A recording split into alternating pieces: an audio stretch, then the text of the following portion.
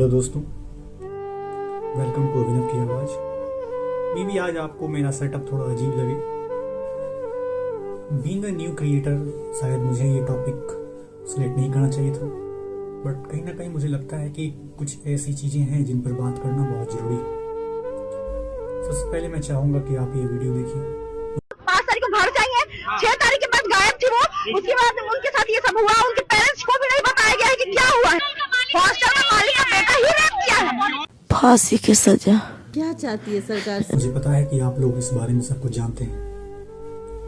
May be आपके पास इस topic पर मुझसे ज़्यादा जानकारी हो। मैं इस टॉपिक पे ज़्यादा बात नहीं करना चाहूँगा। मैं इन सबसे हटके एक बहुत ही गंभीर मुद्दे पर बात करना चाहूँगा। नीट छात्रा की मौत के बाद से बिहार के खासकर पटना के हॉस्टलों की स्थिति ये हो गई है कि लोग अपनी बच्चियों को हॉस्टल खाली करा के अपने घर लेकर जा रहे हैं। पटना की इस घटना ने बस एक लड़की की जिंदगी नहीं छीनी, साथ में छीन लिया उन लाखों माओं का भरोसा। बहुत सी माओं की सोच और प्राथमिकता को इस एक घटना ने बदल दिया है। बहुत निराशा हाथ लगी आपको? बहुत मन टूट गया पूरा। अब बच्चियों को हॉस्टल में रखेंगे? रखेंगे, नहीं पढ़ने देंगे। आप नहीं पढ़ने देंगे? क्यों नहीं पढ़ने देंगे? नहीं, डर लगता है। आसपास पढ़ेगी?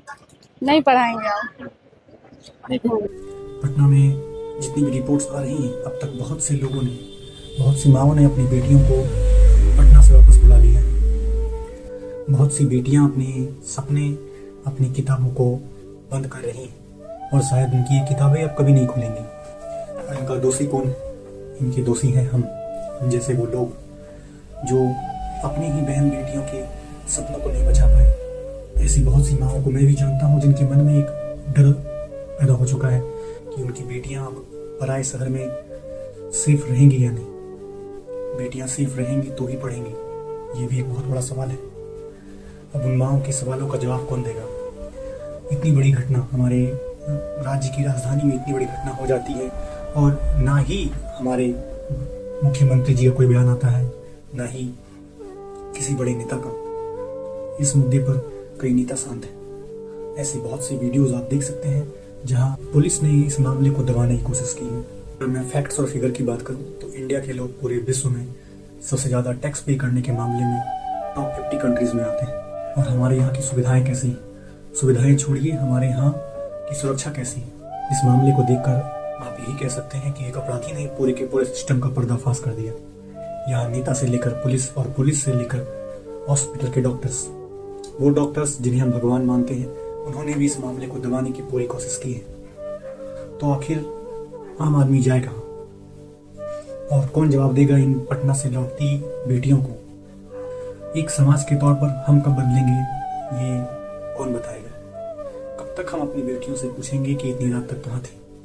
हम उन बदमाशों से क्यों नहीं पूछ सकते कि वो इतनी रात को बाहर क्या कर रहे हैं? ये जो बेटियां अपने सपनों को तोड़कर इतना बड़ा शहर पटना छोड़कर अपने घर जा रही हैं, इनका जिम्मेदार कौन है?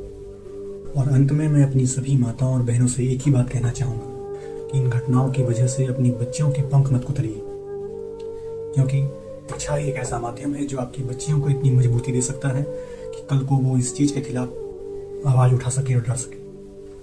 अगर आज आपने अपनी बेटियों को रोक दिया तो शायद ये उनकी सबसे बड़ी हार होगी।